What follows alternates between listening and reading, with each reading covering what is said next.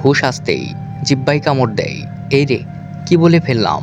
না জানি সুজন এবার 12টা বাজায়। ভয়ে চোখ বন্ধ করে নেয়। রিমঝিমের উক্তিতে স্মৃতি মুখে হাত চেপে ধরে হাসতে শুরু করে। ভাইয়ের সামনে যতই না হাসতে চাক, কিন্তু হাসি তো আটকে রাখা সম্ভব হচ্ছে না। এই তুই হাসছিস কেন? তোর ঘরে বোরকার হিজাব রেখে এসেছি, এখনই রুমে যাবে, আর সেখান থেকে একটা পরে নিবি। এখন এই রুম থেকে বের হ।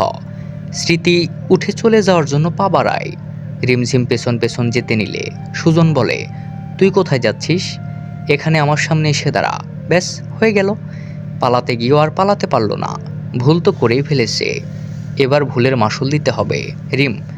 রিমঝিম নামটা আমি মাঝে মাঝে সংক্ষেপে বলবো, বুঝে নেবেন। গুটি গুটি পায়ে সুজনের সামনে গিয়ে দাঁড়ায়। ফ্লোরের দিকে দৃষ্টি রেখে হাত কসলাতে শুরু করে। দিনে দিনে তোর সাহস বেড়ে গেছে, তাই না? মুখের কোনো ব্রেক নাই। আমি বলি একটা, আমার কথার উপর দিয়ে বলিস আরেকটা। আবার কি মেহগনি গাছের চেলাকা টানতে হবে? সরি ভাইয়া। মুখ ফসকে বেরিয়ে গেছে। মাথা নিচু রেখে নিম্ন কণ্ঠে, কান ধরে উঠবস কর, তাও 20 বার। চমকে গিয়ে মাথা তুলে সুজনের দিকে তাকায়।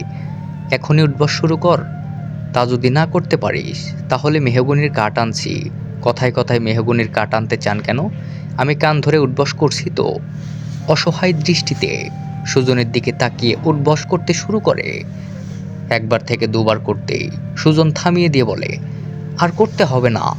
5 মিনিটে রেডি হয়ে নিচে নেমে আয়। রুম থেকে বেরিয়ে নিচে চলে যায়। অবাক চোখে সুজনের চাওয়ার পানে তাকায়। এটা কি হলো? আমি কি স্বপ্ন দেখছি? সুজন তালুকদারের দিনে দিনে এ কি ভালো রূপ দেখছি! খুশিতে গদগদ হয়ে বলে, ওহো ভাইয়া, আই লাভ ইউ। তাড়াতাড়ি আরও ভালো হয়ে যান। ধুরো, আমি কী সব বকছি! মাথা চুলকাতে চুলকাতে স্মৃতি আর রিমঝিম বোরকা হিজাব, হাত মোজা পা মোজা পরে নিচে চলে আসে। দুজনের দিকে একবার তাকিয়ে হেসে বলে, এইবার ঠিক আছে। জানিস তোদের পর্দায় কতটা সুন্দর লাগছে? স্মৃতি, হ্যাঁ ভাইয়া, আয়নায় দেখে নিয়েছি, কত সুন্দর লাগছে। বাই এনি চান্স তুই কি মন থেকে বলছিস? মন থেকে বলি আর মন থেকেই বলি, তাতে তোমার কি?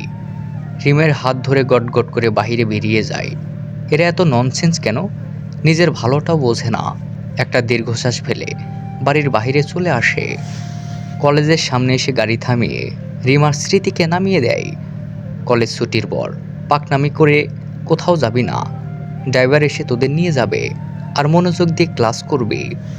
গাড়ি স্টার্ট দিয়ে চলে যায়। দুজনেই কলেজের ভেতর চলে আসে। দূরে আলিয়াকে দাঁড়িয়ে অপেক্ষা করতে দেখে দুজনেই সেদিকে চলে যায়। রিম, এই আলিয়া, আমরা এদিকে, তুই ওইদিকে কি খুঁজছিস? আলিয়া চমকে গিয়ে বলে, কে কে? তোমরা কারা? ভালোভাবে চোখের দিকে তাকাতেই চিনে যায়। কিরে, তোরা দুই বাদর আবার কবে থেকে হাজি হলি? একদম মনে হচ্ছে হাফেজ করে এসেছিস। মুচকি হেসে দুজনেই রেগে গিয়ে পিঠে দুমদাম কিল বসিয়ে দেয়। ভুল হয়ে গেছে বাবা, আর বলবো না। এবার বল, হঠাৎ তোদের দুজনের একসাথে এরকম ডেসাপের কারণ কি? রিম, সে এক লম্বা কাহিনী। স্মৃতি সকল ঘটনা খুলে বলে, সাথে নিজেই হাসতে শুরু করে। রিমের বোকামি শুনে আলিয়াও হাসি ধরে রাখতে পারছে না। রিম, তুই আসার পর জানিস ভাইয়া আমাকে 20 বার উঠবস করতে বলছে। কি? আলিয়া। দুজনেই একে অপরের গলা ধরে সশব্দে হাসতে শুরু করে। এত হাসতে হবে না, ভাইয়া পরে আমাকে মাফ করে দিয়েছে। রিম ভাব নিয়ে বলে, ওহ তাহলে তো ঠিকই আছে। আলিয়া। ক্লাস শেষ করে তিনজনেই বেরিয়ে আসে। গেটের কাছে এসে আলিয়াকে বিদায় জানিয়ে গাড়িতে উঠে পড়ে। ড্রাইভার গাড়ি স্টার্ট করে এগিয়ে যেতে শুরু করে। হঠাৎ রিমের চোখ যায় রাস্তার সাইডে দাঁড়িয়ে থাকা একটা ছেলের দিকে, যে একটা মেয়ের সাথে কথা বলছে।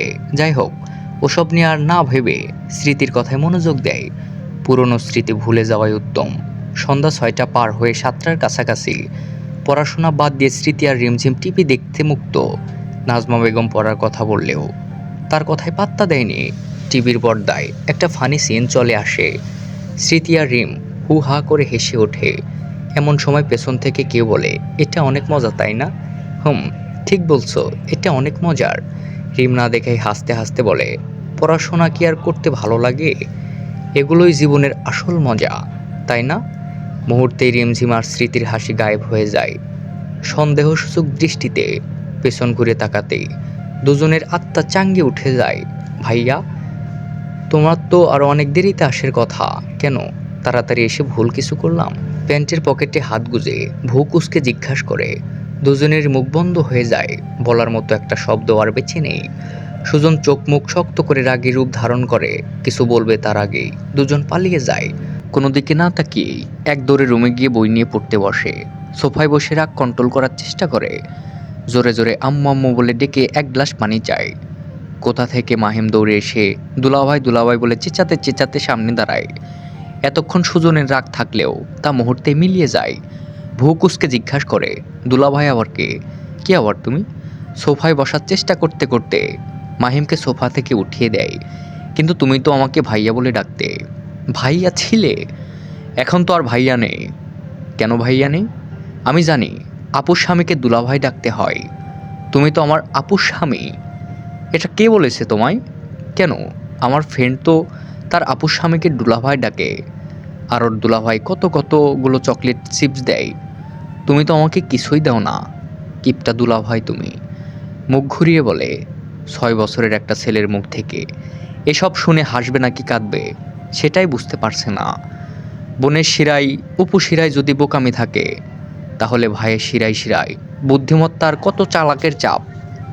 আচ্ছা, আমি তোমাকে কালকে অনেকগুলো চকলেট আর চিপস এনে দেব, সত্যি? খুশিতে গদগদ হয়ে যায়। তার আগে তোমাকে একটা কাজ করতে হবে। দুলাভাই না, শুধু ভাইয়া ডাকবে, ঠিক আছে? হুম, ঠিক আছে। রিমঝিম গুনগুন করে মনের আনন্দে গান গাইছে আর কাপড় গুছিয়ে সুটকেসে রাখছে। নিজের বাড়িতে যাবে, সেই খুশিতে ঠোঁট থেকে হাসি সরছে না। কি ব্যাপার, সকাল সকাল তুই কিসের জন্য এত খুশি? রুমে প্রবেশ করে বিছানায় বসতে বসতে, আমি বাড়ি যাচ্ছি সেই খুশিতে। আসলে কি জানেন, নিজের বাড়িতে থাকার মজাই আলাদা। তা তো হবেই, পড়াই ভালোভাবে ফাঁকি মারা যায়। এত খুশি হওয়ার দরকার নেই। তুই কোথাও যাচ্ছিস না, বললেই হলো। আম্মু আব্বুকে বলে রাজি করিয়েছি, তারা আমাকে নিয়ে যাবে। ফুপিকে বলেছি, তুই পড়াশোনায় একেবারে কাঁচা গোল্লা, আমি তোকে পড়াচ্ছি, তোকে যেন না নিয়ে যায়। এতে তোর অনেক গ্যাপ পড়ে যাবে, তাই আর তোকে সঙ্গে নিয়ে যাচ্ছে না।